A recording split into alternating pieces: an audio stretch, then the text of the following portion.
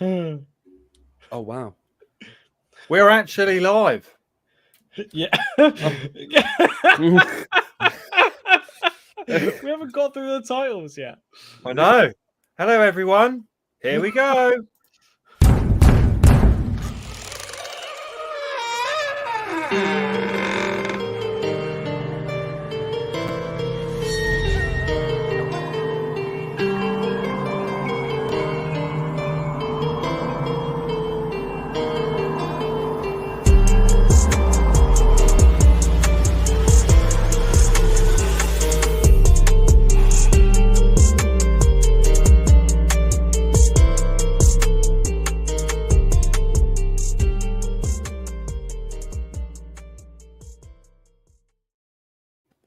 Hello. Still there. And welcome to the Bones Horror Podcast. This is our episode 86, A Nightmare on Elm Street, Freddy's Revenge. Welcome, everyone. So we got Larry with us. Hello. Ewan. Hello. Jess has got COVID.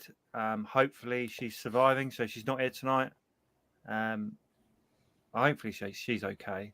I hope so. So what you've been up to this week? I've been working lots and lots, and I haven't watched too much. The problem, well, saying I haven't watched too much horror because iTunes sent me an offer on 5 of the Jackass kind of series films, and I bought them, and then I started making my way through them, and it's hard not to. Well, it's a kind of horror, I guess. Yeah, it is a kind of horror. And I remember going to the cinema to watch Jackass, the first one, 20 odd years ago, with the wife. So it was quite nice to start all those. Was that another one of those like Saw when she would like condemn you? I don't think she. Yeah, I don't think she minded that because like we would watch that in Dirty Sanchez and those types. Dirty Sanchez. That was such a good show. So she didn't mind that at all. Those Welsh guys, they were very funny, weren't they? They were so funny. They were so funny. And there was one Brit, wasn't there? One Brit. Yeah, one Brit. I don't know what he actually did. I think he just drunk wee and stuff. You know. Yeah. He was the most comfortable with getting naked. I remember that. Yes. Like yeah, he like said that from a young age he felt like really like insecure, and that as he got older he was just like, oh fuck it, I want to run naked through this like through the fields, like screw it. That was him all over. So I've been doing that this week, and obviously last weekend we were meant to do a podcast. I've been on this UEFA football course thing, and I was totally done in, so I couldn't really do it. And I know you were struggling to get back, Larry, as well. Yeah. From where were you? Anywhere nice? I was essentially around the area here, but it was just timing wise that I was like, well, it's don't really want to push it back an hour to like 9 o'clock.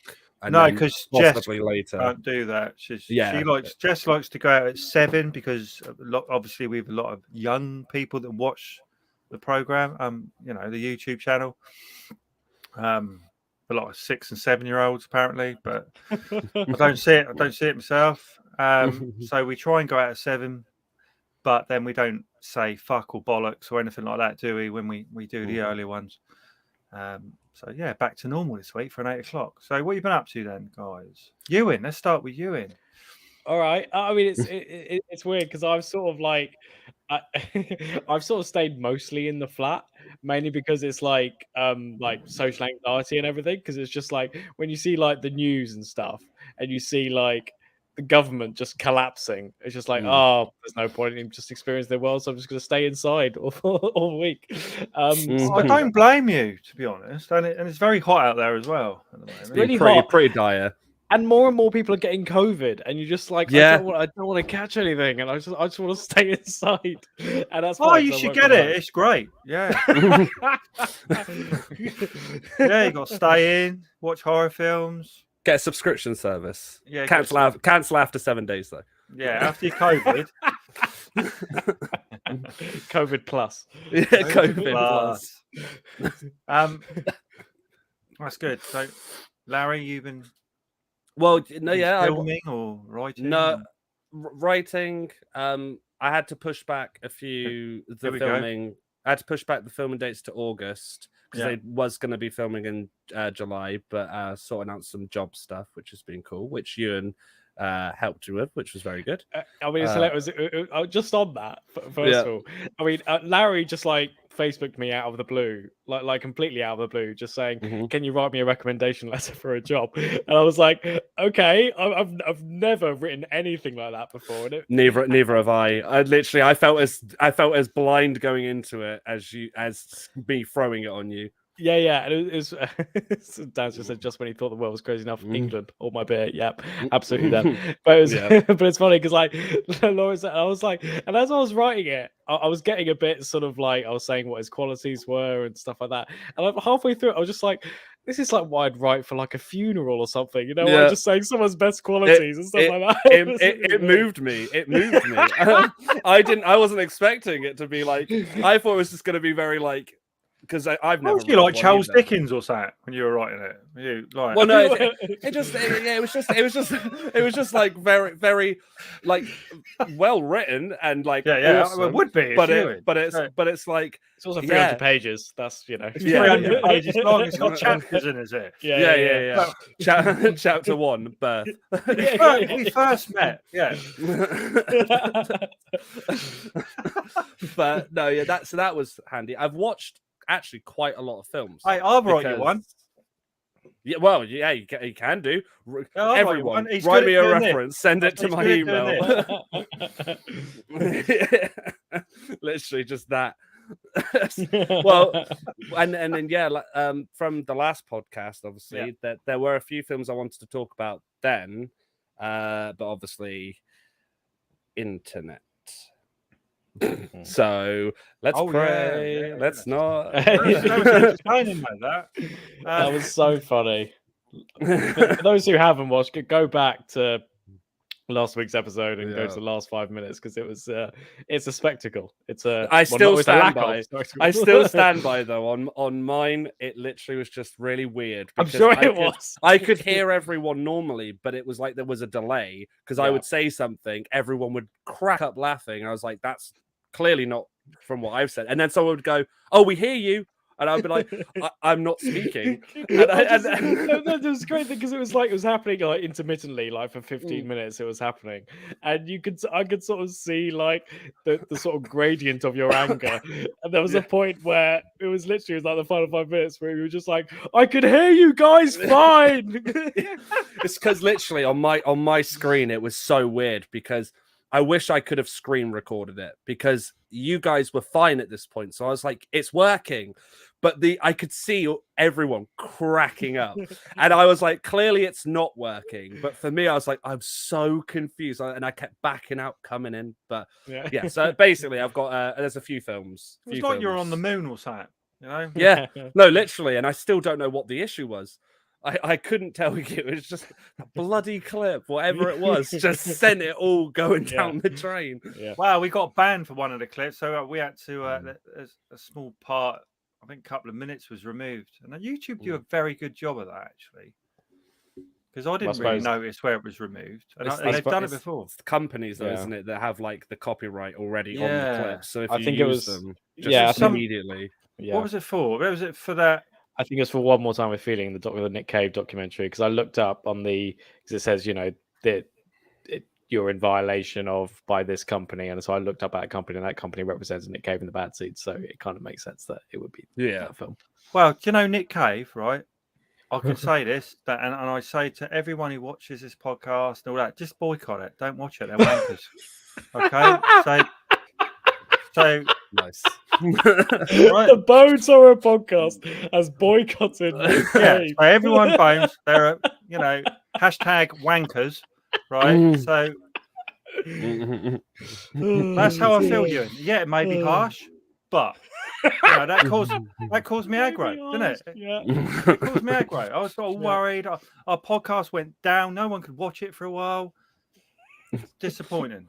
We'll be in the sun next thing, you know. Bones Horror Pod. Yeah. Is he still about, Nick Cave? Yeah. He's Yeah, still well, doing concerts. I can think. you, Yeah. anyone who watches, listens, Dan, send them a message, mate. Have a word, because Dan, you Dan's know, got it on speed Yeah, dial. just Dan, just message him Dan for knows us. him, so just bring him up. So give him a casual call. Tell him what we think, and let us tell him know he's a on the next one. wanker, right? I don't think it's Nick Cave's fault. I think it's probably the Or is it company then the bad representing- seeds? Is it? Tell them they're Yeah. wankers as well. So like, right. Their latest review. Yeah, that's funny. Have we lost a listener? Yeah, right. Okay, so one Nick Cave fan. Yeah, let's just no. Okay, let's move on from Nick Cave. So, A Nightmare on Elm Street, Freddy's Revenge, 1985. That seems a long time ago. 1985. Was I really? Oh gosh, it was directed by Jack Shoulder. I think that's how you say his name. Don't know much about him really. Didn't really do any films. I don't know why he got this one. Well, he was. I actually did a wild amount of research about this film because it's quite. Okay. But Jack Shoulder did a film called Alone in the Dark, which is one of New Line Cinema's first. I thought that was releases. that film that, who was it? Do you know the computer game series? Yeah, there was a computer game. But it wasn't series. that film, was it? No, it was in the again. I think it was 83, 84, and this was New Line Cinema's one of their first things. And New Line Cinema also did the Freddy Krueger series, so I thought, let's just get him in, and then that's how he got the job, I think. Well, because one thing we didn't talk about on the first one, which I guess kind of is good because it does refer to. Oh, we did, one. but you were frozen. Nice. I'll give you that one. That was quite good. That was very quick. Took my brain a second there.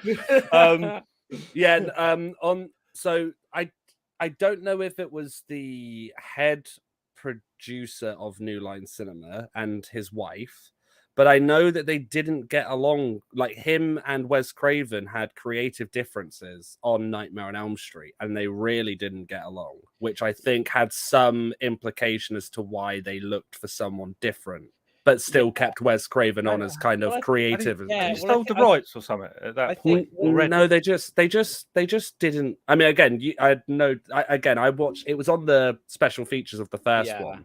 Okay. But they the especially like the producer's wife just talks about how they just would butt heads on every creative decision on set. So it would be like, oh, Wes Craven would say, oh, this is how I want to do it. And then he would turn around and be like, no. Yeah. Like, we want to do it this way. And they would just consistently butt heads. So I don't know if that. I think, I mean, that might be right. But also, I think the guy who wrote the script, I can't remember his name. He's like David something or other who wrote the script. And he wrote the script, and they approached Wes Craven to possibly David direct. Chaskin. Yeah, David Chaskin, yeah. I think they initially approached Wes Craven to direct the script, but Wes Craven was like, no, no, thank you. And then he sort of went on his merry way. Clive Barker would have been good. Clive Barker would have been interesting, although I'm not sure. It's fun. It's funny. I mean, Clive Barker might have been interesting considering, like, the kind of sort of BDSM elements of this. That's what I'm saying. That feel, it's got a slight, But I mean, it's hard to. I feel like it'd be hard to improve upon, or at least direct a good film out of the script that was. That was made. Is there a script there? Was there a script? A couple of bullet points. Yeah, but again, it's a very interesting story because, as you say, it's David Chaskin. He wrote the script. Again, I don't think, with all the players involved, I don't think they took it too seriously, or at least seriously enough. They were I feel like they were just like for hire in a way. Yeah, like, okay, it does feel like that. There's no sort of like aesthetic there. It's just let's just make a movie sort of thing. That's my biggest issue with this. Is that it from the first one, there's such a departure of the aesthetic, the charm, and it feels like it's called Part 2. Freddy's Revenge, but it's not Part 2, really. And like, what revenge? I mean, what is he revenging against? Let me take revenge on these characters we've never met before. This one kid. But I mean, it's sort of. I mean, just to sort of I don't know if you want to do this yet, but in terms of like summarizing the plot, it's Well, kind of yeah, this is a bit that I normally do. So, yeah. Go ahead. what have I actually written tonight? A teenage boy is haunted in his dream. Is he teenage? Yeah, I guess so, yeah. I think Okay. so. A teenage boy is haunted in his dreams by deceased child murderer Freddy Krueger, who is out to possess him in order to continue his reign of terror in the real world. Yeah. I mean, another way to put it is in the Upside Down, Vecna tries to haunt teenagers in their subconscious dream mind and take over their body. Is this from the new series that I haven't seen? Yeah. That's not again. That is not a That's spoiler. not- That is literally the summary of the show.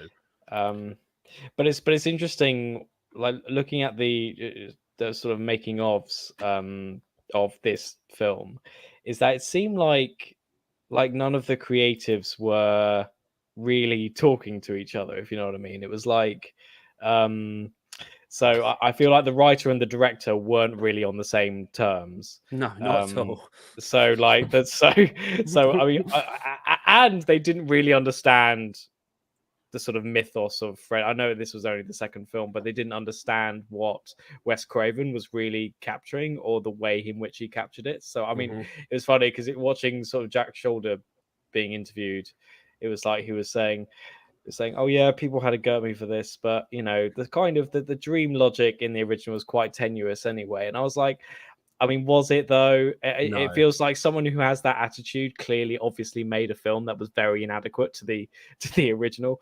It's just sort of. I like it.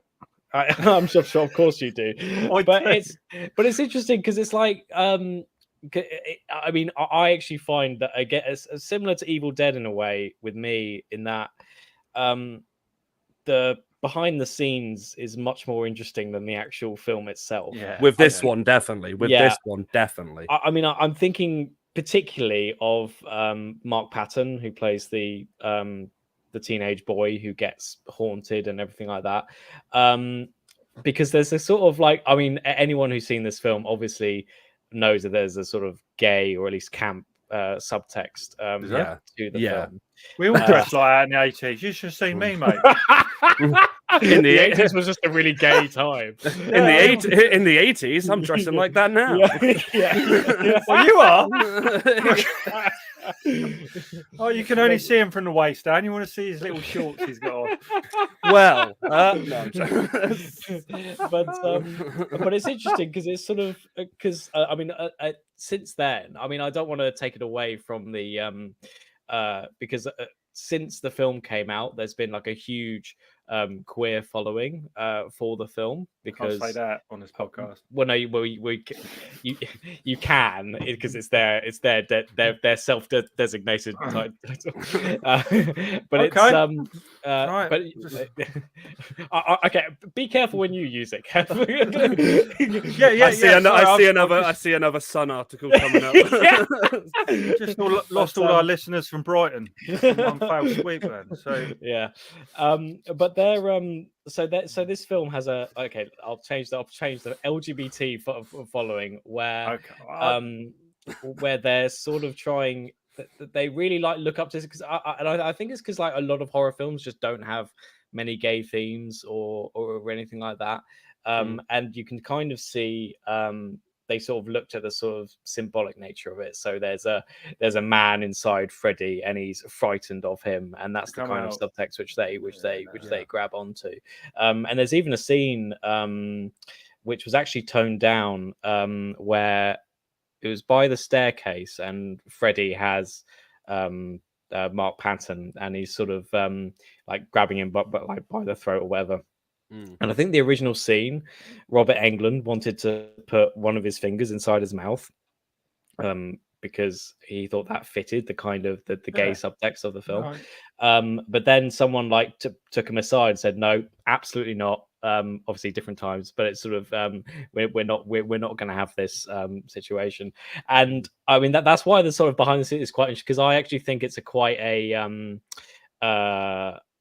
and even the screenwriter admitted this like 20 years later, is that it's quite a homophobic film.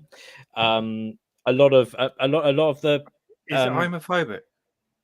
Well, that's I didn't my get that from it. situation. But it's good. I suppose it's because I feel like there's a lot of elements where it's just like there's such a resistance or a hellish resistance against homosexuality. A lot of, but again, a lot in the gay community really love it because they think, oh yeah, that represents my own experience of struggling through this. And there was even like a Letterboxd review that I saw, which kind of counters my own argument in that it says, why are straight men trying to take this away from us? We love this film, and you know, all power to you. But I just interpreted it as it's quite. I think the subtext you can clearly. I've got some reviews to read in a minute. Okay, that'll be fun. Well, I feel like the subtext is clearly there. For me, I always find this one is just a bit. And not even for this, for what we've just been talking about, but I just find it an odd sequel. Yeah. Because I feel like the first one ends it in such a way where if you were doing a part 2, there are so many elements from that first one where you think you could go this way, you could do this, you could take these characters, which is why, and obviously when we get onto it in the next podcast, that's why I like Dream Warriors a lot, because it kind of, it's not a perfect film, by all means, but I like how it returns back to some of those elements, whereas this film kind of really takes a nosedive in a different direction. And I do like the subtext of it. And like what Ewan was saying, I completely agree. There are scenes where it does feel that is intentional, but I don't know. Whenever I watch it, and again, not to do with the subtext, I just think it's a bit boring. Yeah. I just think it doesn't have that same energy as the first one, and it just goes through the motions, really. Yeah. I mean, I agree, and it's sort of I think it's a common mistake when people try dreams. Or trying to represent dreams, they just think, "Oh, let's have something weird and see what happens." I think I had experience of that at university, to be honest. But Lawrence knows what I'm talking about. Yeah, I won't reveal what I'm talking about. But it just feels like when you've got that attitude where you just like, "Oh, dreams, bit weird. Let's just put a bit of gore in it, see what happens." Whereas Wes Craven is more of an aesthetic mind, and he knows, and he did heavy research on how dreams work and how they frighten you. So with these guys, it was just like they was going, "Oh, let's just see what happens," you know. Well, we talked about it in the last one, like again, we talked about like kind of what his inspiration was and his ideas behind it. And they're all terrifying when you, especially from a young boy's age of experiencing some of the things he did, you know. And like you said, I feel this one, they kind of just went, "Oh, what's the USP? Oh, it's Freddy. Oh, okay. That's it." But it's like that. That's it. The story can revolve, and we won't even have a lot of Freddy in it. No. It's all very much implied, which I know they do. 13 minutes, apparently. Well, 13. It's not bad to not have the character in it all the time, but I feel as though, again, for me personally, it's nothing to do with the subtext, anything like that, but I just feel it was a bit of a miss. Oh. So Diana we've got Prince. Wonder Woman on there. I was about to say, Wonder Woman loves our podcast. So we've actually got Wonder Woman on, which I'm really pleased because I grew up watching Wonder Woman in the 70s. And the idea that Freddy wanted to spread his terror beyond Springwood always intrigued me. And they toyed with it in Nightmare 6. We will get to that in a few weeks, won't we? Which one was Nightmare 6 again? What's that? Is that the that's the Freddy's dead, isn't it? No, I think that's because 7 is Freddy's New Nightmare, right? I think it's Freddy's dead. Yeah, Freddy Goes to Hell. Is it? No, that's Jason Goes to Hell. Oh, I'll tell you what, I'm gonna read. Yeah, read them all off, right? It is Freddy's Dead, the final nightmare. Oh, okay. Yeah, we'll go for 7 is Wes Craven's New Nightmare. Yeah. Thanks, Diana. That's a great point. Keep saving Metropolis. Yeah, please do. We really love you. You're great. I'm a massive Diana Prince. It's gonna be some 50-year-old bloke or something. You know? It is some 50-year-old. But like, it's not. That's Diana Prince. It actually says it. Look, right. guys, it says it. So that's who it is. And I mean, and the picture is Diana Prince. Yeah, that is true. Yeah, it is definitely right. Okay, so that's a good point.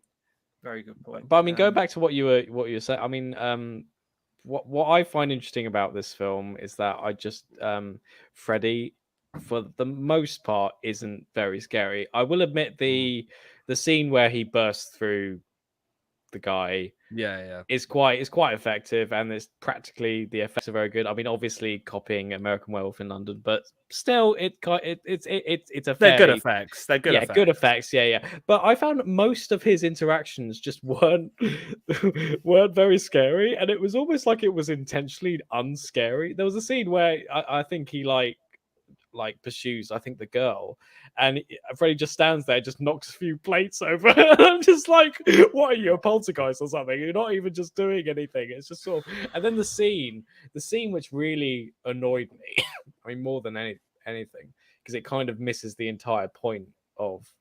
I mean, again, I've only seen the first two, so I don't know how this continues, but I feel like the scene in the pool or with the pool when you've got loads of I like that teenagers standing scene. out. I Don't do. go- I don't go- like that. Don't go scene, slating that scene, But because that's one of I- my favourites. Yeah, I'm I about will to say explain. that I will explain after though why I Okay. like it for a different reason. Okay, I hate that scene because I feel like the whole point of Freddy is that he takes on his victims individually. Kev just flashed out that horrible Bloody image. Again. That image every time. That's So- my I don't agree, Ewan. So And that one is also I don't agree, Ewan. so the point of Freddy for me is that he visits you in your dreams. It's very subjective. He tries to get you specifically from your fears and everything like that. But when you got him in the pool, like, not even terrorizing the children, How just did he get scratching there? one. How I did he don't get know. He was sort of Well- embodied being. Hey, Larry, how did he get there?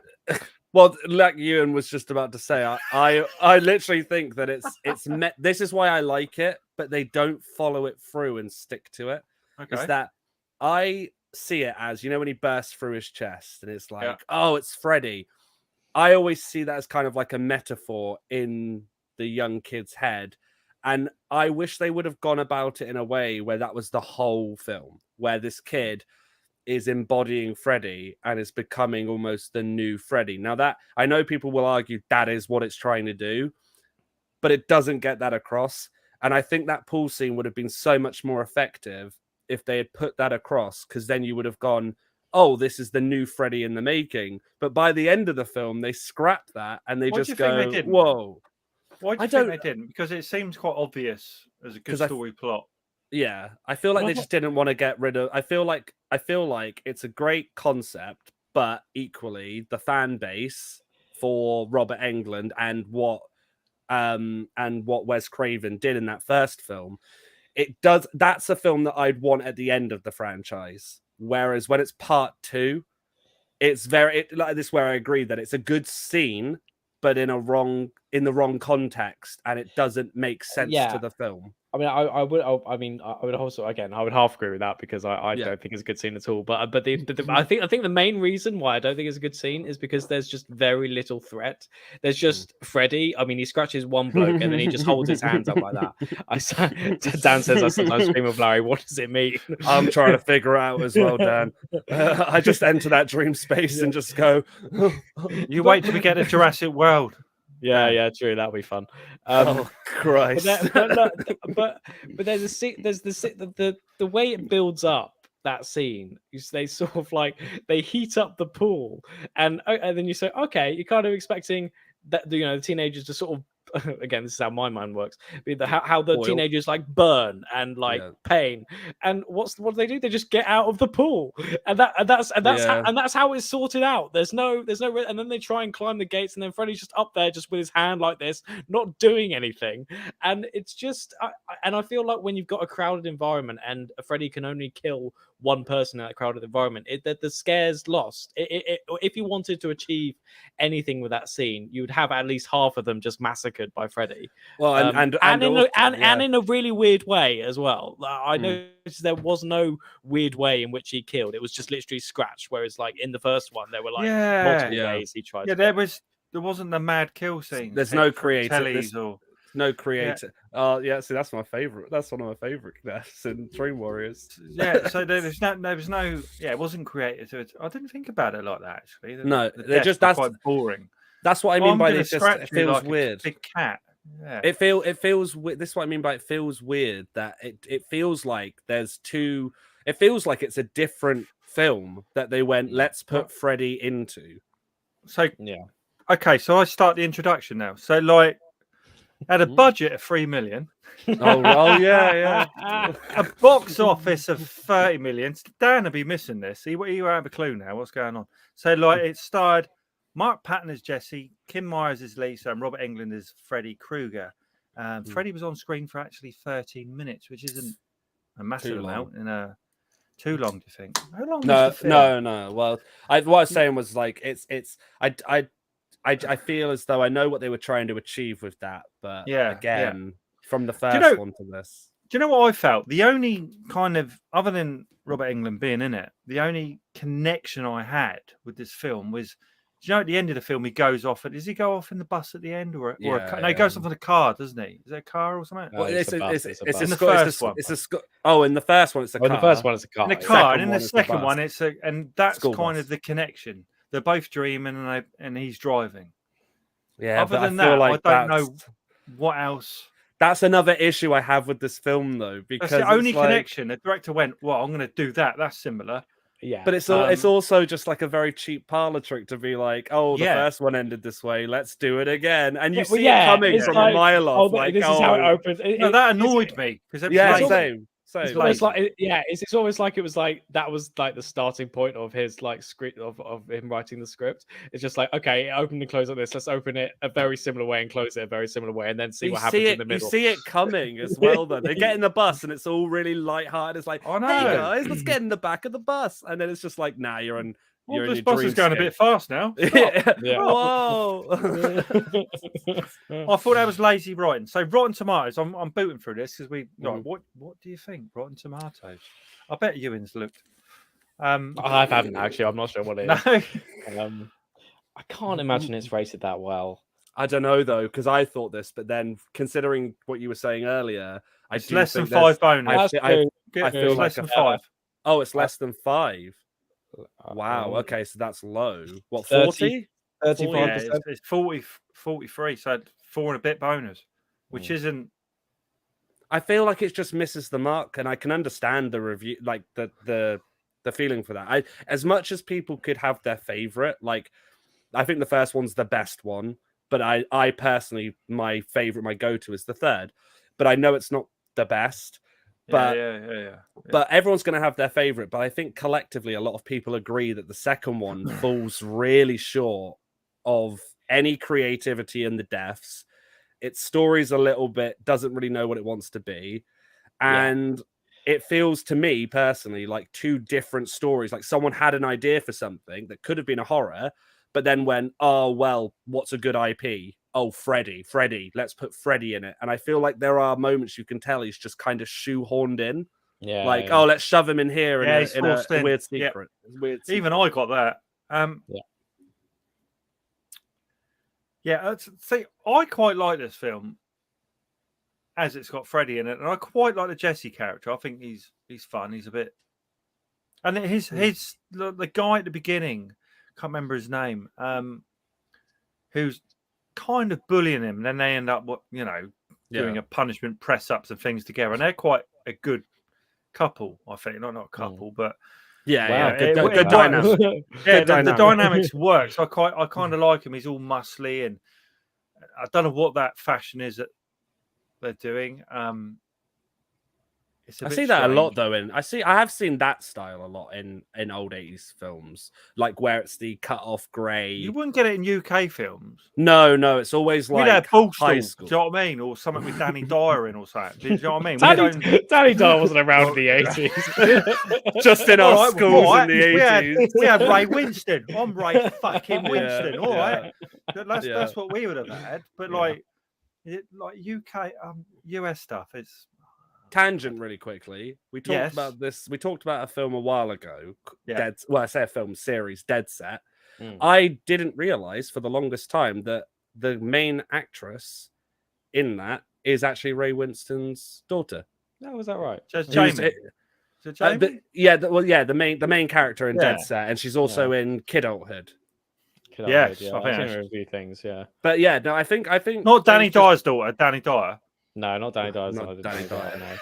She's the Love Island winner, isn't she? Did she win Love Danny Island? Dyer's Danny Dyer. Yeah. Danny What a great Dyer- name.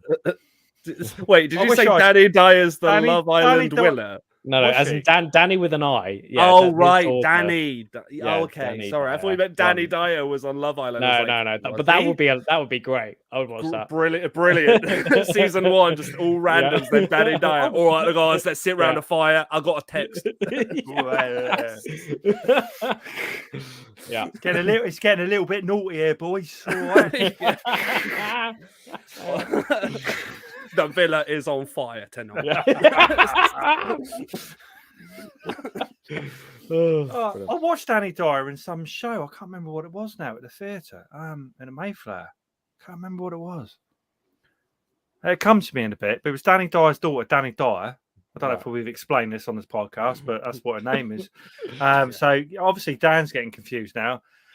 Right. So Danny Dyer, right, Dan. Danny Dyer, he's in EastEnders and he's been in he was the main character in Severance, and you've probably seen that. Yeah.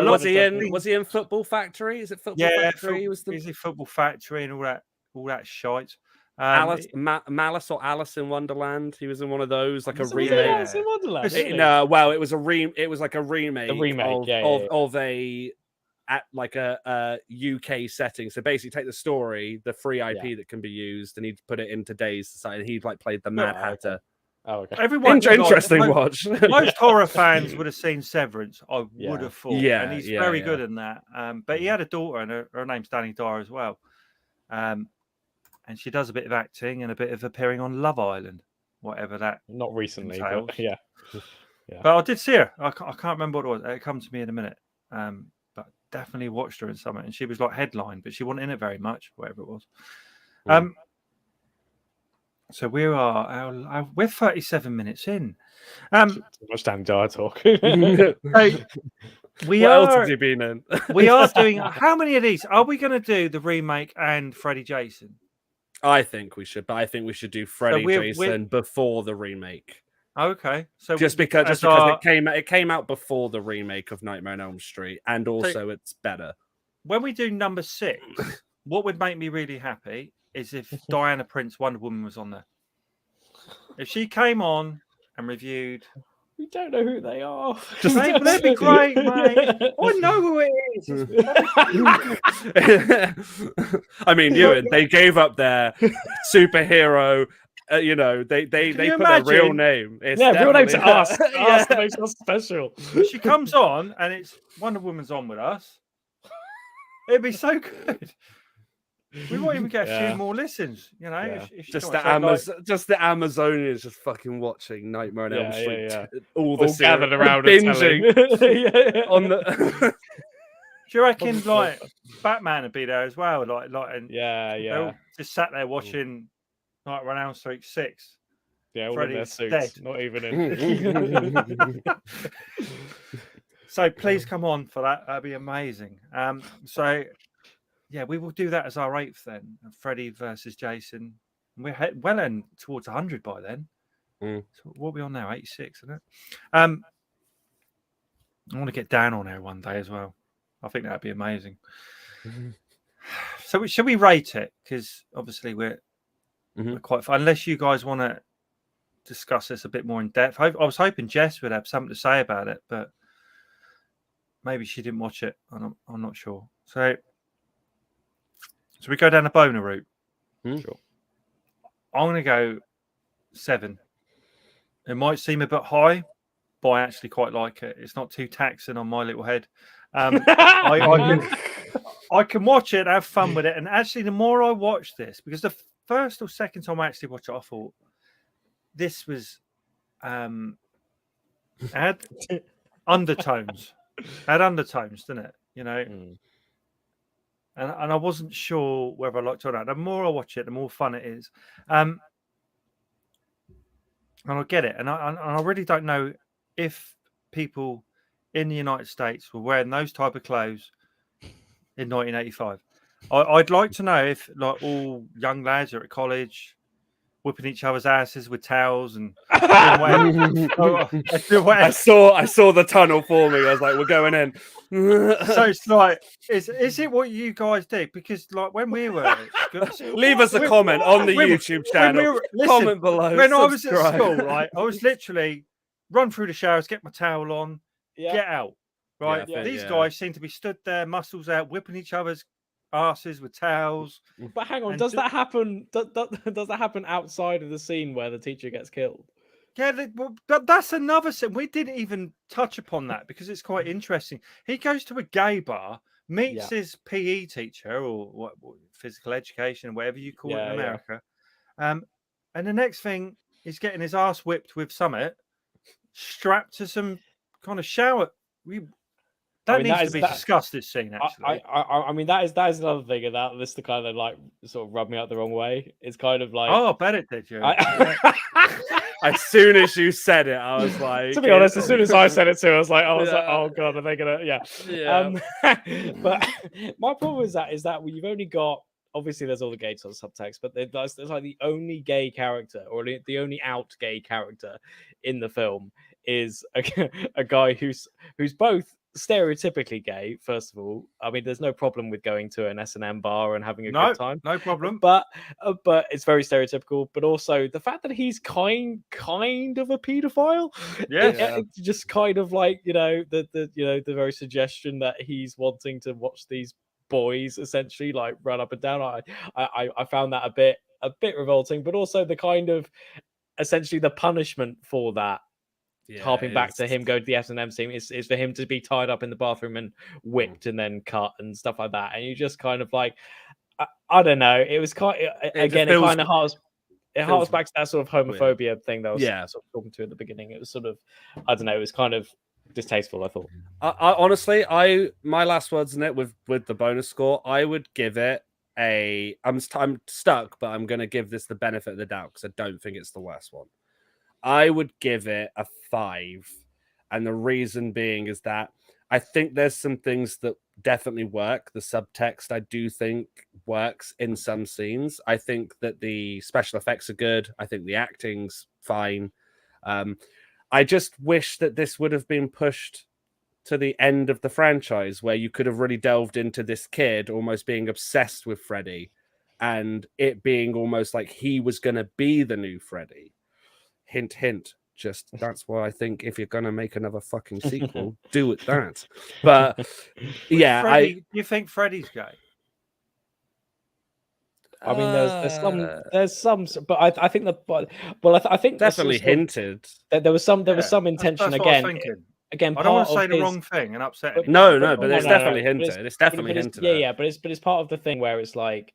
Again, this is where they get it slightly right, but again, as you said, I don't think they really pull it through. Where it's like, Freddy is trying to sort of encapsulate his nightmares, and I think part of his nightmares is the fear of being gay, and I think that's part of what Freddy is trying to achieve. I don't think they did it very well, but I see what you're saying. Yeah. What would you give it, Ewan? I'm going to give it 3. And I think that's slightly jealous. I have to say, I really hated this movie. I think I and like leaving all the homophobia aside, I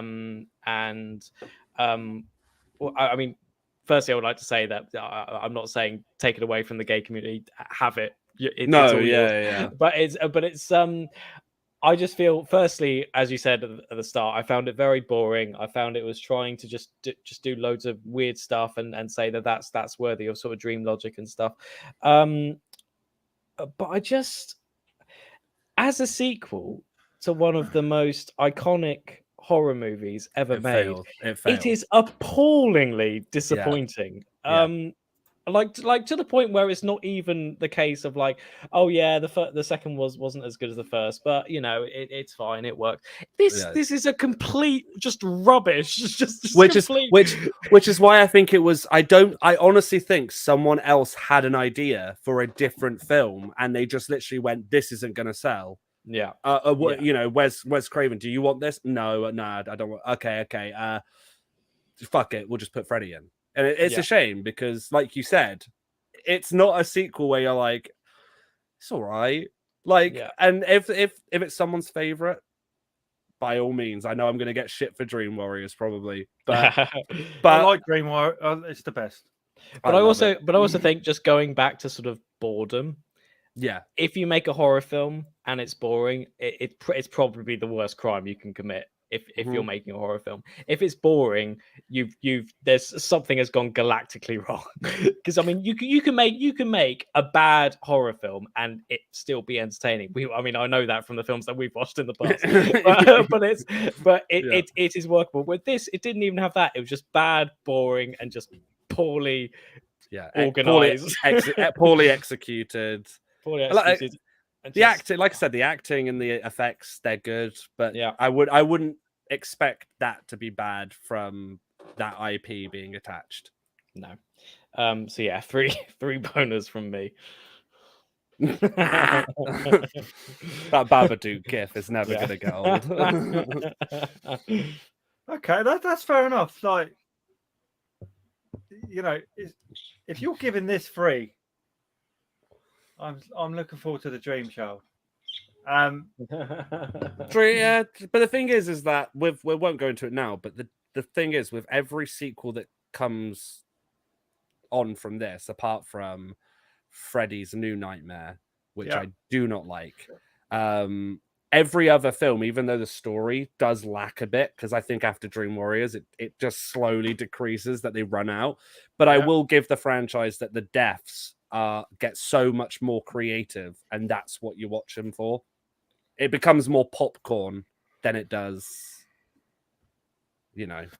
So Dan's not going to rate it because he hasn't watched it for years, which is fair enough. Fair.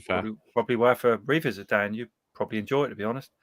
So okay, I don't know about Jess. I don't know if she's watching. She gave it 10 out of 10. She did, yeah. She's not one to disappoint, I Jess. So Jess watching us screaming like, nah. Did any of us watch Dan's Hot Pick? I didn't, unfortunately. Literally did not get a chance. It is in my folder though, from Internet Plus. It's the greatest movie I've seen this year. Other than the you said that last week. Other than the Black Phone. Right.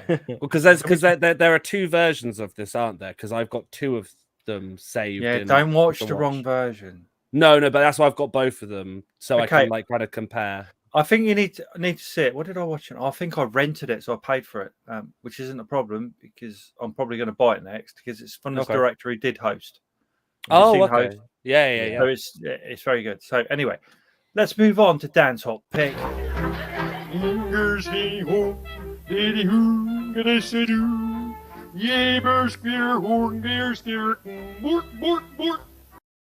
You couldn't do it. You couldn't do it. Yeah, I should have swapped you around, you in. Couldn't do it. I don't mind. I can just picture you there, though, behind it, like.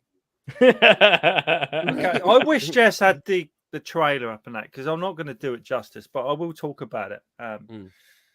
So, 2 friends embark on a horror-fueled road trip and live stream the most terrifying night of their lives.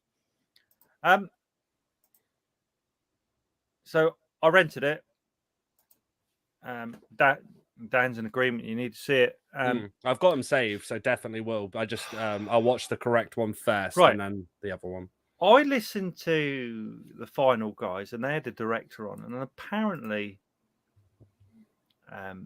the show the show it's based on, which is like I can't remember what they call it. But it's like. She's like a rapper in a car. So they go out doing music in a car on YouTube, I think. And people, she's live streaming all the time. And she's kind of rapping and stuff. So she does this, American lady. I wish Dan might remind me in a minute what the show was called. But it is a real show. So basically, she goes to the UK to meet up with her friend who she used to be in a band with. And she does not give a shit what she says or who she upset. She will not wear a mask in lockdown. So wherever she goes, there's shit kicking off. And how this story kind of changes. They pick someone up, I think, a woman who shits herself in the car. And it's that journey she goes on. What's the best way of explaining? Because you haven't watched it. I wish you had watched it, because I'll probably like to do this as a main feature, because it is mental. And they pick this lady up and how that goes. And I don't want to give too much of it away because you guys haven't seen it. But she does rap a lot, and she raps about various subjects in her car to a beat. And it's a bit cringy at times, but she's very good at what she does. And if you ever see the outro, the actual end of the film, she does a rap about all the people involved in the film, and some of them she calls all sorts of names. But it is really, really good. The special effects, considering I think it was Blumhouse as well, so I think they've invested and given this guy, this director, writer, a few films, maybe a 2, 3, 4 film deal. And it is amazing, and I will be buying it because I loved Host, and this, I think maybe even one of the, I think the male character from Host is in this. Yeah, it was great, and I'm glad Dan put it up there. And I wish you guys had watched it. Am I the only one to watch a Dan's? I've got, so, like I said, I've got them saved, so I'll definitely. I mean, to be fair, there was one I watched of Dan's, which was a while ago, which I thoroughly enjoyed. Which on this podcast it was saved in the which folder. one was that? So I bought them all. I think I own pretty much all of them. I'd need to double check, but I'm scared if I do this I'll just freeze. So I don't want to risk anything. It wasn't the Swedish one in the woods, was it? The camping one. No, I watched that one. I watched that one. That one is on my to buy list. I thought that was. I bought it. Very, it's great. Yeah, it's like a very good surreal one. I got one for Dan though. One to return, almost like tennis, like.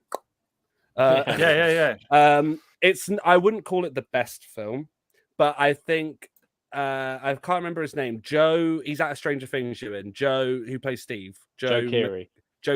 He was in a Netflix. He was in a Netflix independent funded film called Spree. Yeah, I've heard about that. I watched it. Look, it's definitely not the best film, but I think that the actor, he's very good, and it's a similar sort of premise to what you've said with Dashcam. Obviously not the same, but I would recommend that one and see what you think. Dashcam is mental. Yeah, it's definitely not going to be as mental, but I just say if you want a good, like, easy watch, which has good acting and a good premise, that's one to see what you think. So it's on Netflix. The one film I've bought, and hopefully I'll talk about it next week, is the True Blood spin-off, The Northman. So I'm hoping next week I get to talk about it with you, and I hope I don't get let down, because like I know what I'm expecting. Wait, they're not the actual Northman. Yeah, by the True Blood spin-off. But do you? I'm sorry, my brain. Do you mean the A24 Northman, or is this a different thing? But just calling it the Northman. No, it's True Blood spin-off because it's got the guy. It's going to go for weeks, isn't it? It's got the guy. I'll take it as a yes. It's got Eric Northman in it, yeah? The Northman. Alexander Skarsgård, yes. Yeah. And Anya Taylor-Joy. Yeah. I don't know who that is, but like all I know is like Eric Northman's in it. Yeah. The film's called The Northman. So you know what I'm expecting. Yeah. I'll save it for when you bring it up. I'm looking for, is Suki in it? What are you talking about? Is that True Blood as well? I haven't seen True Blood, so I don't. Is that I've seen the first 2 seasons of True Blood. I tell you what that surprised me is because I'm watching Gilmore Girls at the moment, and there's a chef called Suki. So I was just like... my mind went to that Jersey Shore or whatever it's called. Spooky. It's like, and then the South Park. Yeah. You need to watch. Honestly, I think you'd like True Blood a lot. Okay. I think you really would. Why would he not, Larry? Why would he not? I don't understand. We'll save it. We'll save it for the Northman. Well, it better be a True Bloods enough because I'm going to be pissed right off next week because I paid £11 for that. So, like, I mean it. I swear we mentioned. I swear we mentioned this on a he's brought podcast out, before. Yeah. He's brought out The Witch, which I liked. He brought out the Batman thing called, what was it? The Lighthouse. Yeah, The Batman thing. Batman was Oh, Batman was in it, right? Yeah, I did think. I was like, "What?" Again, Batman. another film I would see by Robert Eggers if he did his take on the Batman. Yeah. That would be great. Be historically accurate. Anyway, I'm hoping to talk about it next week. Right. So, like Dan's right. True Blood is too hot for those guys. So, I think Ewan would like it. I'm not sure about Larry. I'm just not sure. I mean, I don't know why that is, but I'll go with it. I'll go with it. Ewan, I think you'll get a season in, and I think you'll say, "All right, I'm done." I think there are very few vampire things that I actually like. Which I just think But they're as too. in, They're it's got too the vampires in it. same. It's got Like the acting's fairies good, in it. but- It's got fairies. Fairies. We all like fairies, don't we? It's got what else is in it? Werewolves. We all love werewolves. Yeah, sure. Just wish they were werewolves, you know. Shapeshifters. Shapeshifters Shapeshifters. that shapeshift. Are you sure this isn't Twilight? No. It's a bit like Twilight, but with more naked people in it. Right, of course. Basically, imagine Game of Thrones, but take everything away from Game of Thrones other than the sex. Mm-hmm. Right. Now, Okay. vampires. Vampires. Gotcha. And Eric Northman. So, okay. Good in it. Don't get me wrong. He's good in it. And I like the acting, but yeah. Okay. Breaking Bad. Isn't Let's it like move 10 on. seasons? True Blood or something? Or is it still That's about continuing? 7, I think. Six or 7. 6 or 7, or I think they did 7 and then did like another I don't believe one. you don't like it, Larry, which I find ridiculous. I didn't mind the first season, but then I got into the second one, and the sad reality was like it just did what a lot of seasons do, where it gets very convoluted in itself, and then I don't even know what that means. over the top. Yeah, just Okay. like too many stories going on that by the time I was at the end of season 2, I was just like, oh, I haven't watched Breaking Bad yet. I'll give that a go. And then I watched that and was Yeah, like, that's amazing. oh, Yeah. great. This is what good Amazing. television is Yeah, like. amazing. God's sake. Yeah. As just said, few shapeshifters in Gilmore Girls. I'm trying to I'll wrap my give you brain that. see if there are any, but I'll give you that, Dan. There are a few shapeshifters in Gilmore Girls. So Or are it's there? about that time in the show where we move on to what we watched this week. What have you been watching? No, seriously, what have you been watching? Okay, so I bought the Jackass kind of 1, 2, 3, and 4 and Bad Grandpa series from iTunes. So I've been making my way through that. So I haven't really done too much horror, but I have been watching a bit of Joe Bob's Last Driving, and I watched. What did I go back and revisit? It was Nightbreed. Was that a newish one? It might have been a newish one. Anyway, so I was watching Nightbreed, which is is that Wes Craven or is it? It's the other one, isn't it? The guy who did Hellraiser. Clive Barker. Yeah.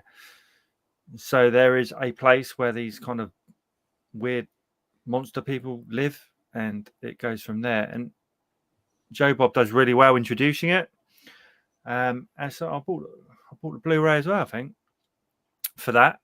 Really enjoyed it. Don't want to give it away. There are a lot of very good monsters in it. People, you know, have you seen Nightbreed? I've heard of it. I don't Have you think read I've it? seen it. I read it, I No. think, when I was quite young.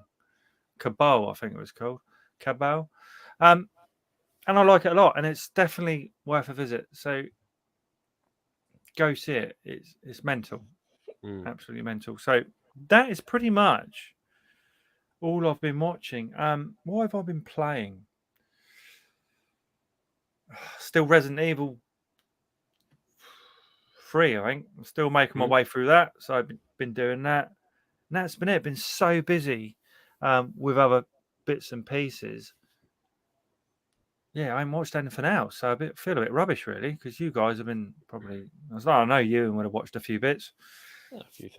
And I'm going to see 4 on Sunday. I want to see that this week. Yeah, because So- Eastleigh, come with me, Larry. It's £5 at Eastleigh. That's all it is. Oh, is that the Yeah. view? Yeah, Yeah, the view. yeah. You're not that Four. far from me. I'll What- come what's- grab what's- you if you want. Stay at £5. I this week I will be in London. I can Landon. confirm he is. That wasn't an Landon. excuse. That wasn't an excuse. I'll tell you what. What's that film? Nope. I'll tell you what. If you want to go and see Mm. Nope, I'll come and grab you, and we'll go and see. Nope. I If you're up for that, 100%. I'll see if I can get wanna- Jess to come out as well. Yeah. I won't. Ewan can come Not as well, but I was just I'm gonna say, driving it's to like, London. not you, Ewan. Just that. That'd be a good one to see. That'd be a really good one. That's definitely on the radar. I think that one looks. If you really fancy it, I'll good. come grab you and Jess, and we'll go and watch Nope.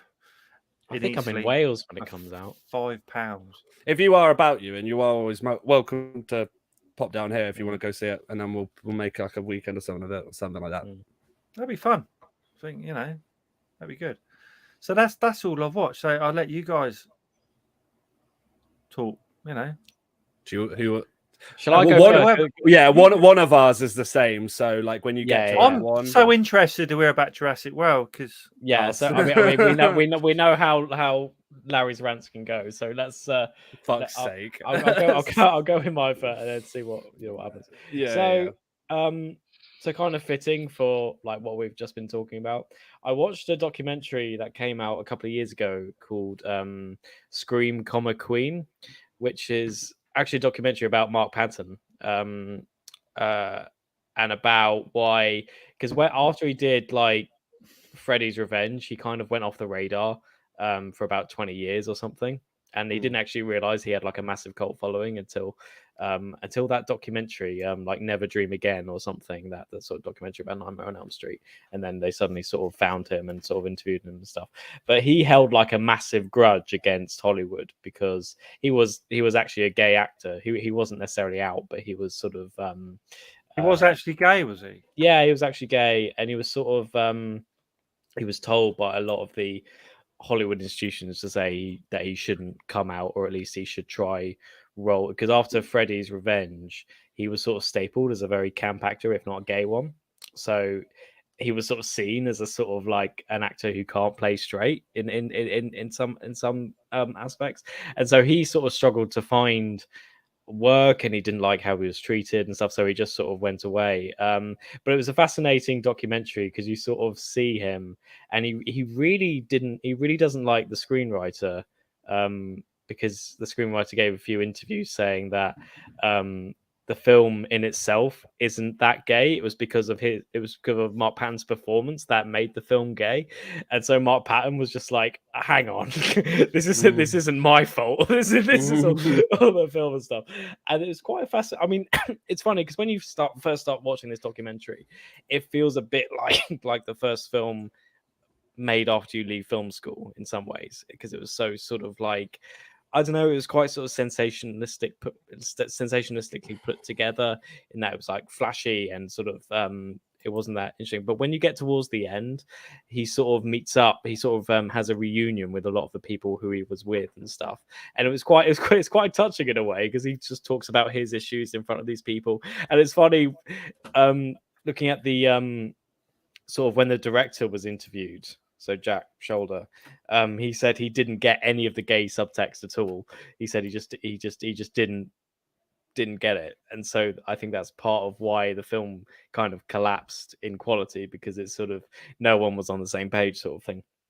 But it was quite an emotional conclusion, because you've got him kind of accepting people's apologies, and it's a very underseen documentary. I only managed to get it because it was like, I don't know, a $5 on Apple TV or something. It's not on Amazon or anything. So I mean, if you find it, you should check it out. It's really good. So I watched that. I also watched there was a series that's coming out today on Apple TV Plus, so Friday, called Blackbird, which stars Taron Egerton and Greg Kinnear and Paul Walter Hauser, who was in things like I, Tonya and Cruella and stuff.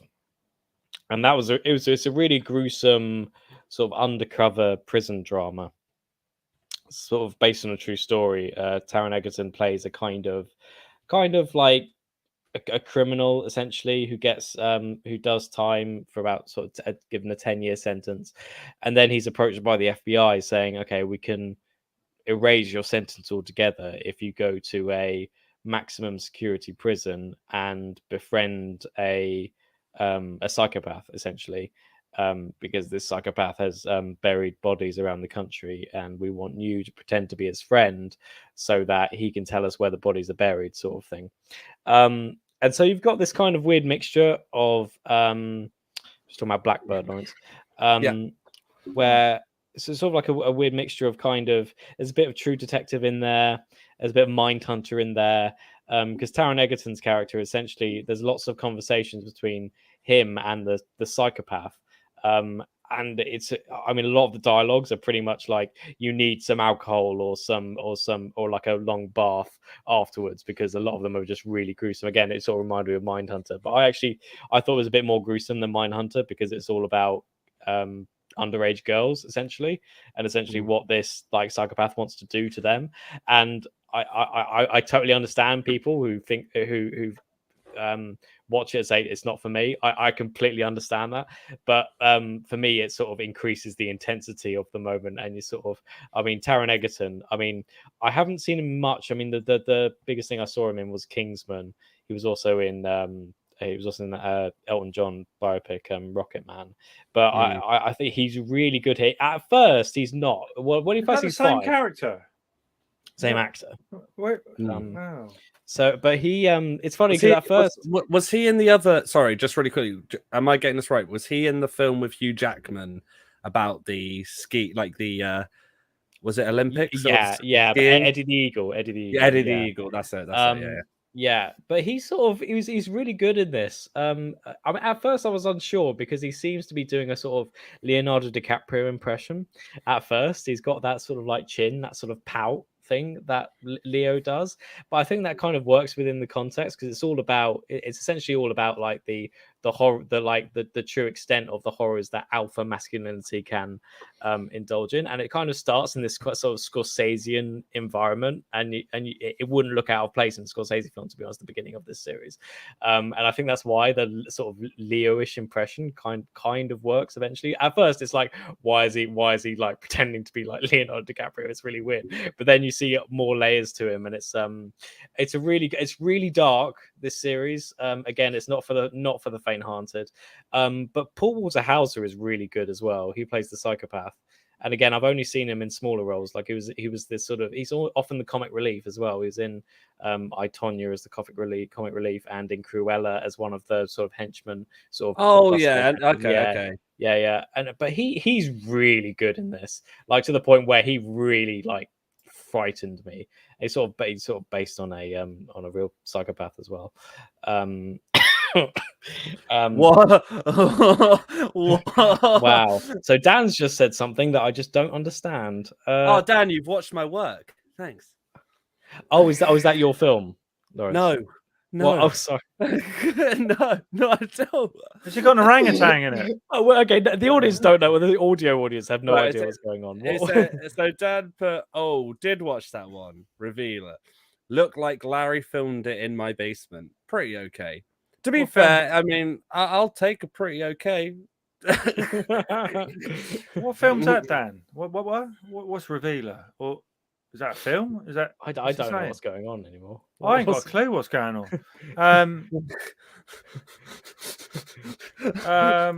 We're talking. It's the dreamscape. It's where, like, we'd comment earlier about the. Oh right, okay. I don't know. I'm making it up. Is Dan kind of what happened to you last week? He's about 10 minutes behind or something. Has he paused it? I don't know what's going on. But yeah. So anyway, Dan, don't confuse me anymore. Diet. Jeez, so yeah. Lucky Jess ain't on there. She'd be fucking headbutting the screen. So, yes. Oh my god, it's a movie. It's a movie. Oh, okay. Okay. Yeah. How many syllables? Hang on. How many words, Dan? I'm worried, Dan, that you've watched some of. I don't know if that's just like a random comment or you have watched some of my work. And if I see a trailer for this, I like your work. It's good. It's good, Larry. Maybe he has been watching your work. Oh, that'd be interesting. Dan, that's my hot pick for you next week. So Dan's hot pick for next week is Skinned Deep. I don't know that one. 2004. Is that in foreign? Is it? Do you know there's one, wait for Dan to comment. do you know there's one film, and I always forget the bloody title of it, but it's on Amazon Prime, and I would recommend it to everyone. Yeah. It stars Josh from Drake and Josh, and I know which film you mean. I've seen the trailer for it. I don't know what it's called, but is this something to do with the phone box? Isn't there like a phone box? No, car park involved. I don't know. I can't remember. So I can give you. Oh, I just said I would actually pay to watch Larry's work. It's really good, Dan. I will. But yeah, no, it's just a really quick side tangent. I'll get the name of it again, and I'll put it in for next time on the podcast. But very good, very creepy thriller. So we're talking about a film. We've got no idea what it is, though. It's honestly, it's when you know it in the back of your head, but your brain just goes blank. I will get it, and all the time. Yeah, but it's something. It's one of those films that like a lot of people have heard of, and when I got told about it, I was like, all right, I'll give it a watch, and I thought it was exceptional. So I'll get it for you. It's technically a horror, but it's more towards thriller. But I'll find it. Bring it up next time. Oh, brilliant! Just like So I think Skin Deep. He thinks it's free on YouTube. American movie, highbrow. Okay. So when Dan says highbrow, that worries me. So yeah, wonder what I want. Yeah, I don't know. I look forward to watching that, Dan. Anyway, so like American movie, yeah. So what else? Can we just listen to you two talk about Jurassic World? Mean Creek. Yeah, Mean Creek. Mean Creek. What's that? Mean Creek. That's the film. Yeah, that's the film. Sorry, Mean Creek. Okay. Sorry. The way you delivered it was hilarious. It was just Mean Creek. No. So the premise is that Josh Peck from Drake and Josh is basically a bully, and there's a group of the kid who's bullying his brother basically says, let's go on a lake trip and let's basically fuck over this young boy because he's bullying you, and we shouldn't let him get away with that. That's all I'm going to say. Honestly, if I said any more, it would ruin it. And it's new. No. 2004. That's why as soon as it said 2004, but that's what's funny is that I have seen a YouTube clip of it. I know which clip you've seen. It's when he's on the boat and he says what he says. And he swears a lot, and it was funny because it was like because when you've grown up on Drake and Josh, it's weird to see this kid. Oh no, I've never seen Drake vociferously. Oh, okay. So it was basically a Nickelodeon show, and it was very popular. And it was like Nickelodeon. It's a kids channel, like Cartoon Network. TV. Have you seen Cartoon Network? So like CBeebies. But for if CBeebies is like 1 to 4, Nickelodeon is kind of like 8 to 11. Ones. I would say 8 to 12 or something. Kenan and Kel. Yeah. But essentially, obviously different premises and stuff. But I imagine you're going to talk about. Yeah, so I'll just like cover it now. So Stranger Things 4, the final episodes of Volume 2 came out last Friday. No, I won't give anything away. But it was brilliant. Amazing. Isn't it about 9 hours long or something? Yeah, four hours of the last 2 episodes. Okay. I mean, so the first episode of the Volume 2 is like an hour and 19, and then the second the final episode is like nearly 2 hours and a half. Yeah, wow. 2 hours and a half. That's long. No, it's so worth it. So worth it. It doesn't even feel like that though. Honestly, it doesn't. It's one of the it's funny, really, like looking back on it, because I don't know if this is like the critic in me, but I keep on thinking like of certain plot holes and stuff like that. But as I was watching it, it was just one of those most absorbing pieces of television I think I've ever watched. Just because, and it's such a feat, and you got loads of people complaining about the run times and everything like that, and I can see where they're coming from, but when you sit down and watch it, I sort of reserved like the whole Friday afternoon just to watch all of it, and I was just, I mean, I cried at least 3 times, and no, so did I. I was yeah, a bawling mess at some points. it was just so. It was just so incredible, and I obviously I don't want to, I can't reveal anything, so it's quite difficult. But it's just sort of equal. I mean, I don't think I've been, at least in much memory, I don't think I've been this emotionally invested in the series since Game of Thrones. And even then, I think I prefer these characters to the Game of Thrones characters, if I'm being honest. You wait till you watch True Blood. Yeah, yeah. I mean, there are certain problems like it's not perfect. It's not perfect. I think some of the arcs which they built up, despite the fact they were really good as you were watching them, ended slightly anticlimactically. Well, so I was going to say, without spoiling anything, all I'm gonna, and hopefully to anyone who's watching will get what I mean. There's a plot that's brought up in Volume 1, and I want to say in the second to last episode, involving, let's just say, like the townsfolk. And that was my biggest criticism, my only big criticism, because that plot line is just, when I say axed, it's just cut. It's just literally it builds it up to then just go, don't worry about it. But it was great. It was such a fun it was great, and the only way I can justify it is that it kind of captures like the tone of the series and the paranoia of that 80s time with the satanic panic and everything. I think that's good, but in terms of that particular character that I'm talking about, it's a bit of a letdown in some way. It's fun, but it's kind of like are you talking about, sorry, are you talking about, I'm going to try and word this correctly, are you talking about almost the half and half sort of stuff? I mean, do you got what I meant? Yeah, I mean, I'm talking about one of the characters that isn't well liked. Yeah. I think we're saying the same thing. I think. Yeah.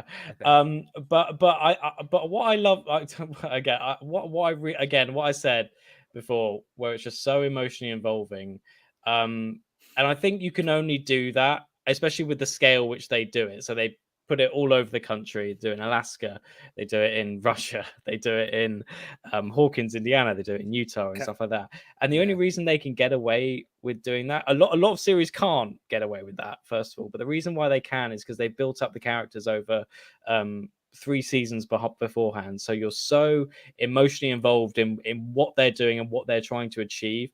And when you get to Volume 2, I mean, the whole, this isn't the spoiler, but the whole premise of the villain is that he can get into your mind and conjure certain fears, and that's the summary of the episode. and certain traumas and stuff like that. And they really push it into this, and I mean, I love dreams, and I love confronting narratives that confront trauma in that way. But I just love it, the fact that we've grown to love these characters over so long. So you watch these characters struggle with their fears and just like traumas, and you're just like, you really want them to succeed in what they're doing, and it's sort of both heartbreaking and wonderful, and again, easy to poke holes in, but I was so fully invested. I mean, again, as I say, I dedicated the entire 4 hours to that afternoon, and I didn't regret it at all. It was absolutely. I look forward to watching it. I wonder what Diana Prince would have thought. I'm gonna say my joke that I said already earlier, but I'm gonna piggyback off of your review, and just basically say that, like, we did the same thing. So like me, Rhea and Dad, I had watched Volume 1 with Rhea, and then my dad had not seen, as I said, a few podcasts ago, maybe 2 podcasts ago. He hadn't seen any of it, and I was stunned because I could have sworn that we had watched maybe 1 or 2, something like that. So I then rewatched from season 1 all the way through, and then caught back up again, and I kind of got very invested that I physically wrote a list of what do you call it? Theories. I think I wrote like 25 theories. No. This is like you. This is where it gets more sad. Out of the 25, I got 23. Right. And obviously to the people who have seen it, this isn't a spoiler, and it won't make any sense if you haven't seen it. But I did change a song choice at the very last minute, and I was so glad I did, because got the right one, literally just. But yeah, no, I have to agree. Like there are certain things to it that you could look at and definitely poke a hole in. I do, and referring to Dan's comment that he put in saying earlier, which was basically, season 4 was great. Do we need a 5th? I thought that. Yes. Maria's just commented. So many theories. Yes, you're right. Yeah. I literally, when I got let's just say the song, I was jumping. I literally was doing. What was the song? Yeah. I cannot say, because if you've not seen it, just I haven't. No, I need just to go into it like that. Do series 3 and 4. It's a perfect. But the perfect scene in which this song is used. Yeah, it's and like what I would say is that, to Dan's comment, do we need a 5th? I did think this as well. I was like, you could have ended it there, but I do think that. I think the Duffer Brothers have said that they want to go more into explaining what the Upside Down really is and like the complexities of it. And so I do think I respect that they've had 5 seasons planned from the start, unlike certain bloody writers of Game of Thrones who just decide, oh, we can't be fucked anymore, and shove it all into season 8. It's interesting though you say that, because I actually think they intended to have only 4 seasons. No. So this is the thing. Rewatching it, and this is not a spoiler, by the way, to anyone who hasn't seen season 4. Rewatching seasons 1, 2, and 3, the clock is in all of them. The chimes of 4 chimes are in all of them. Okay. And I was completely blown away by that. I was like, I've never noticed that. Honestly, if you've watched season 4 and you've not watched seasons 1, 2, and 3 in a while, go back and just have a watch. I would concede that, but I think, like, there was probably a conversation where that this Stranger Things 4 was going to be the last. Was going to be the last one. Yeah. But I think I think they had like a writing frenzy, and they were just like, we can expand this across to another season. So I'm laughing because I feel like I need to speed up on mine, because Right. Okay. 7 minutes. Okay. To discuss Jurassic World. 7 minutes. Does it end at half? Like hour and a half? Yeah. Well, we've got hour. Does it like just cut off, or is that the end? That's when Vecna's clock appears. Yeah. To be honest, Harry, shit! You normally freeze with about 5 minutes to go. To be honest. So like, no. Okay, I'll try and go. You've got 2 minutes before you start freezing. I'll go quick. So I thought obviously Stranger Things was fantastic. Definitely give it a watch. I watched Men by A24. I bet you did. Nice. Yeah, I watched. I honestly, so when I started it, I was a bit like, okay, this is, the trailer does give enough that you can kind of go, Suki. okay. The trailer gives enough where you can kind of go like, oh, okay. But I really did not expect the ending of Men, which I think I messaged you and just was like, the ending. Is it a horror film? Yes, it is. Okay. And I think you should watch. Yeah, I think you should watch it, just because I think even just the ending will make you have raised eyebrows and say, "The fuck," but in a good way. Like it fits I like the that. plot. Then sounds good. So that was really good. I watched Crimes Against the Future. Crimes of the That Future. That's it. Crimes of the Future. I don't know why I'm saying Crimes Against the Future. Crimes of the Future, really good. I had mixed feelings about it though, because it's definitely an art film, which is not an issue. But I went into it kind of thinking, oh, okay, plot structure. And I will say the film, without giving anything away, the film puts that to the side and is very much more of a visual, aesthetically kind of take it all in. And David Cronenberg has a way with showing you shit that you just watch and kind of go, thanks, David. Thanks, Dave. And there were a few scenes where, like, when I was watching it, I mean, this is not, again, no spoiler, but to just give you some context, there is a scene where a kid eats a bin. Just eats a bin. What kind of bin? A bin.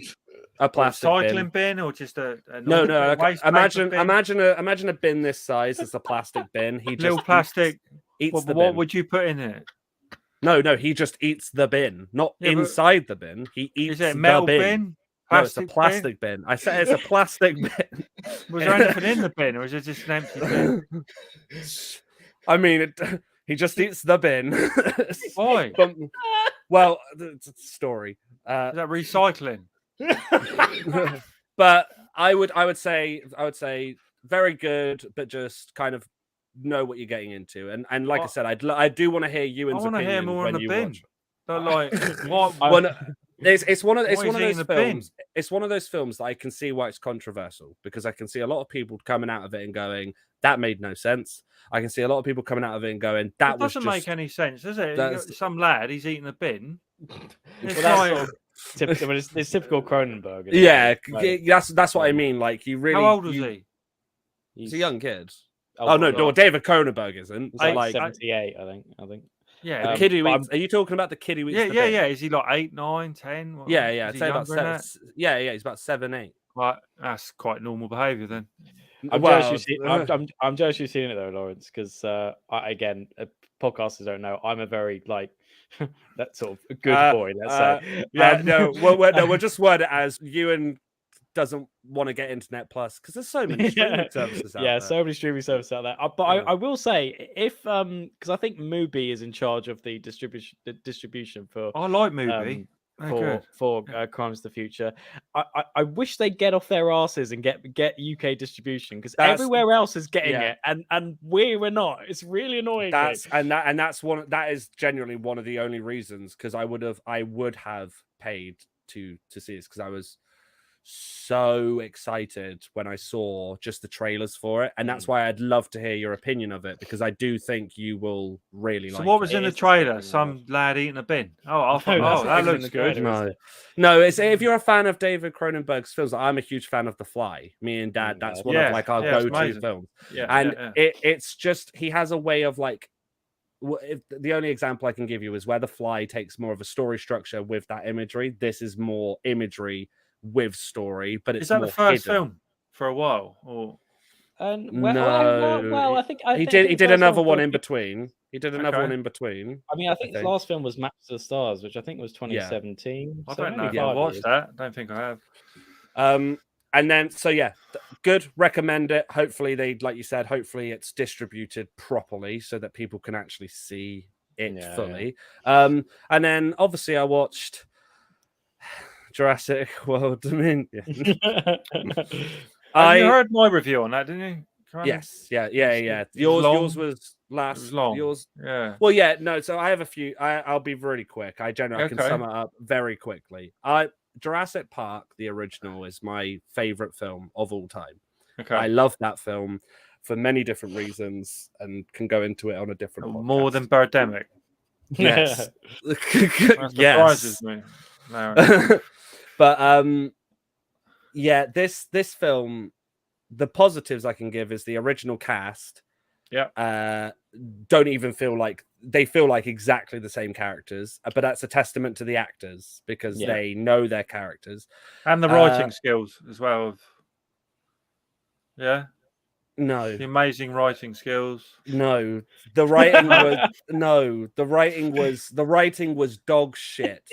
there was a line in this. I saw all the characters meet up for the first time. Sorry, spoilers, everyone. Here we go. Here we go. No, trust me. Trust me when I say, if anyone loves Jurassic Park and you go in and see your favorite characters meet up again for the first time on screen, and the pre to that is like, oh yeah, they're really good. And you have a fucking line in your film that goes, he slid into my DMs. You what? You what? Yeah, he just slid right into my DM. Oh, I remember that. Just go fuck I didn't analyze that. I didn't analyze that at all. Because you're just a lazy writer, and I hate you. The whole film, right? You have a film that has that Colin Trevorrow, who it really pissed me off because he put a clip on YouTube to kind of through COVID, or to the tail end of COVID, which was essentially like the opening of the film showed the dinosaurs back in, I remember we talked about it on our group chat. You were ever so pleased. Like, no, this is what baffles me. Before. Yeah. This is what baffles me. That scene that they put up is actually a very good scene. It shows the dinosaurs back in 65 million years ago and then cuts and goes 65 million years in the future.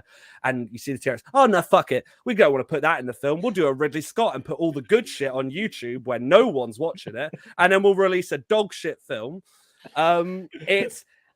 It baffled me because the writing, Colin Trevorrow has said from the very start when he did Jurassic World, he has openly said on an interview or interviews that he didn't want to make a trilogy. He wanted to make, I will link it, Dan.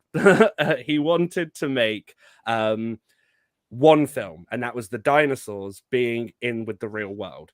So when he was hyping this film up, going, this is the film I wanted to make, that's why I'm returning to direct it, I had full confidence to say, okay, it's going to be at least as passable as Jurassic World, which I do think is not the worst film, but it's definitely not the best. And when I was watching it, that premise that I've just said is in the first 2 minutes, and it's shoved in an awful montage of a woman behind a green screen going, dinosaurs about. Dinosaurs about people just have to deal with it. And then they go on to some fucking terrible plot about locusts. I love the locusts. I didn't understand that really. No, it was and as a huge Jurassic locusts. No, Fuck as a huge Jurassic Park fan, a huge one especially of the original trilogy, the third one less so, but the original two. When they try and do a sneaky thing, which I literally, when it happened, I just was under my breath, just going, fuck off. Just go fuck yourself. Colin, take yourself in a back room and fuck off. Because they have this villain that not only, like, I think I wrote this in our group chat. It's like James Bond writer of the Daniel Craig films was asked to come over and went, oh, shall we fuck off the dinosaurs and add a Bond villain and have Chris Pratt on a motorbike in Malta having a woman who's a Bond villain laser people, and then what really baffled me is at the end, you've got this guy who's genetically engineering more dinosaurs and locusts for some reason to attack our food supply for some reason, and wants the clone girl for some reason. He just wanted to control the food supply, didn't he? Wasn't it all about money? But it didn't make sense because he's made a sanctuary for the fucking dinosaurs. Yeah, he's there more focused releasing on locusts. At one point he's like, get rid of the locusts, and it's like, why'd you make them, you fucking idiot? Like, what's the point? And what baffled me so much was the twist where they had the villain turn around and the guy goes, hey, you won't get away with this, Dodson. And I'm like, oh, great. So it's the guy from the first one who wanted... And I'm like, so this was his master plan. Well done, Colin. It must have taken you 4 brain cells to come up with that one. I felt really insulted because I watched it and went, this is such an excuse to just go off of star power. And granted, the positives I will give is the acting is not the worst. The original 3 cast are fantastic in it. They do really just get back into their roles. I guess they use more practical effects, which is a plus, and the visuals have never been an issue. But it's just lazy writing. And I understand people saying, oh, it's entertainment and it's to kind of turn your brain off. But take yourself back to 1993. Jurassic Park was not a turn your brain off film. It was a horror at heart, really. It was spectacle, but then the horrors of what could come from playing with that sort of power. And in these later films, it's like the writers go, but the kids won't go to the cinema if they're scary. Let's make it action-packed. We need to see the T-Rex kick the Dinosaurus into the other animal that has a big claw. And it's just like, just go and just take yourself in a corner and be ashamed. Fucking Larry, you got to do the whole podcast like that next week. That is amazing. I'm sorry, but I care about this franchise so much, and to see it pushed into the ground, not even on purpose, but just by lazy writing. If you had got someone who cared, you could have made a very good final film that incorporated everything. When your lead story is let's follow the locusts, you're doing something wrong. When your secondary story is let's follow the clone girl, you're doing something wrong. Like, you did it wrong. You should see me at the end of this film, Larry. I was like this. See, on any other occasion, I believe you. But this, I don't. But this, I heard the comments last week. Last time, and I remember you saying I didn't know how to feel. And I'm not going to lie to you, that is the same feeling, because I sat there and went, well, you've made your feelings quite apparent. To be honest. Colin, if you want to have a chat, I'll tell you how to do it. Hey, Colin, come at me with my work. At least I didn't fucking get paid for it.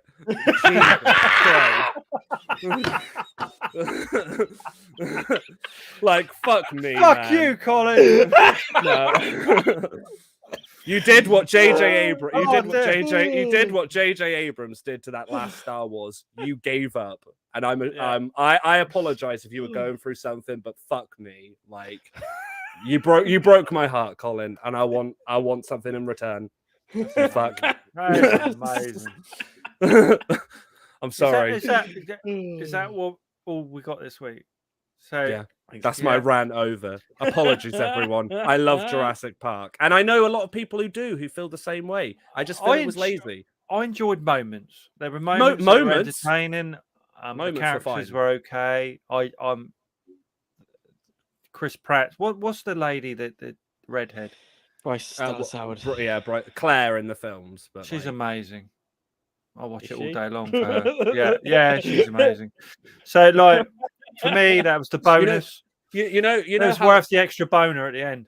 You know, nice. So, like, you know how you talked about Freddy being on screen for 13 minutes. Yeah, she wanted too much. No, I want someone to time how long that T-Rex was on screen. Now, again, I'm not saying that that's an issue of how much it's in the film, but when your only scenes are T-Rex needs to eat a goat. Oh no, he can't eat a goat because they're the bigger dinosaur.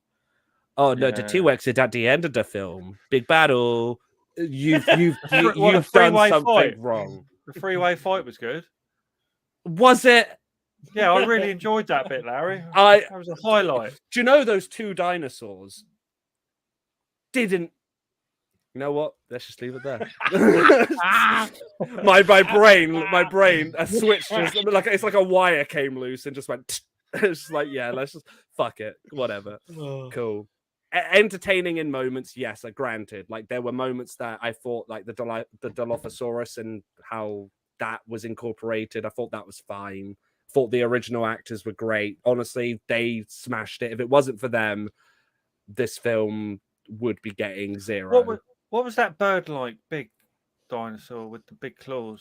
What was that called? I can't remember, but like, I don't know. Was it Blind? I think it might have been Blind. Yeah. I don't know. Who cares? They didn't care. Why should we? Yeah, so we will be getting more of these. I would have thought. Yeah, they've have said that they want to make spin-offs, like spin-off films. Spin-offs. Yeah, so they don't want to continue the Jurassic World storyline, but they do want to make spin-offs. And I'm not going to lie to you, I'd be rather see them because I actually do. I do think that I do think writers who care could make something good, make it scary again. I'm sorry, but kids can handle it. Are you talking It's King fine. Kong versus Blue the Velociraptor? No, kill off Blue. I hate it. Yeah, but versus Kong. Yeah, just have Kong step on it. and the kid and the baby one. I don't care. Have them off. Step on the clone girl. I'm sorry. Good actress, but like character-wise, just why did you ever bring that into a Jurassic World? Why? Anyway, next week Dan's hot pick will be Skinned Deep, which is very highbrow and available on YouTube apparently. So I'd like us all to. You don't have to, Ewan, because I know you watch enough stuff, but I'm sure Larry would like a hot pick, wouldn't you? I like Dan's hot picks. To be fair, some of them that he's picked, I've seen. Like the zombie one he picked, was I actually rated very highly. But it's also there is. I think I said this on the last podcast. There's another zombie film like that, which I think Dan, if you've not seen that, you should watch. But it's more about social media.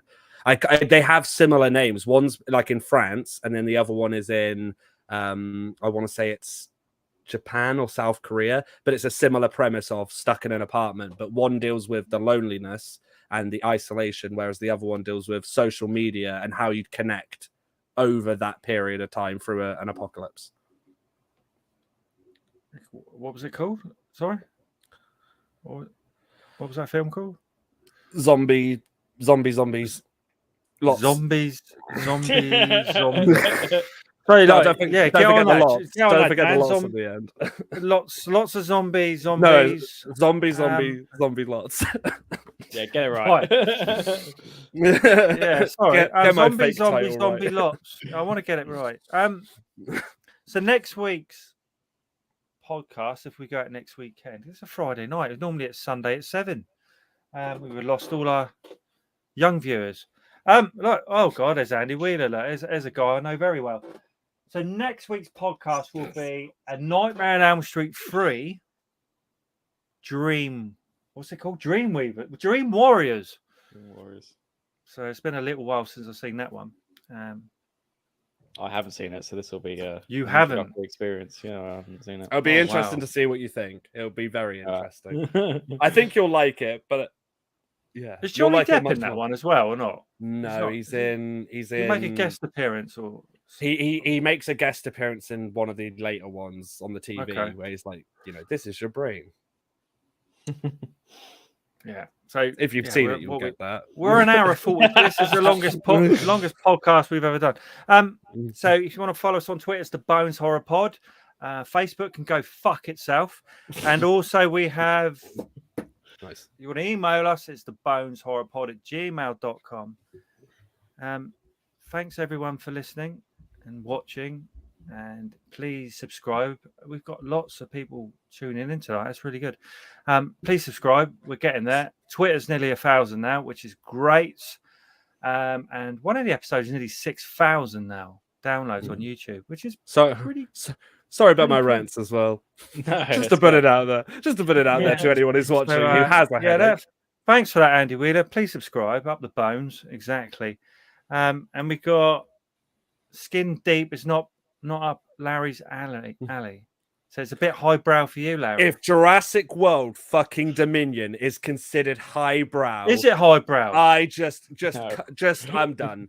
I'm done. I don't get. Please explain what highbrow is to me, because highbrow is a bit more sort of like, I suppose, cultured. I suppose like yeah, like the Lighthouse or Lamb or Lighthouse. So the Lighthouse is quite highbrow. Or Crocodile. That would be a lot. highbrow. A24 films in general are usually considered highbrow. Like Hereditary, The Witch, Midsummer, Lighthouse, Lamb, Men. They're considered highbrow. But which would you consider True Blood highbrow? No. So he's changed it up a bit. So, right. Anyway, hopefully we'll all be back next week, and Jess will be back as well with episode 87, Dream Warriors, Nightmare on Elm Street 3. Okay, thank you very much for listening, and thank you very much for staying with us. Well, Larry kind of lost the plot briefly there, but go to your local cinemas and watch Jurassic World Dominion. Yeah. I'm going to go and see 4, so I'm looking forward to that. So I'll chat to you. Are you going to see that this weekend or not?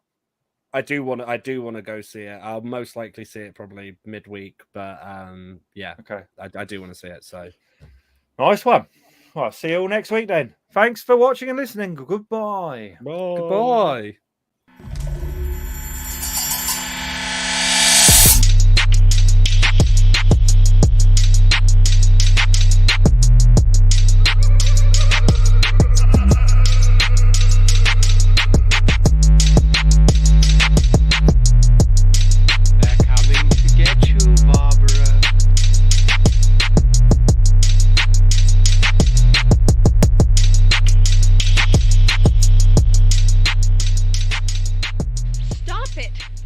Ignorant. Goodbye.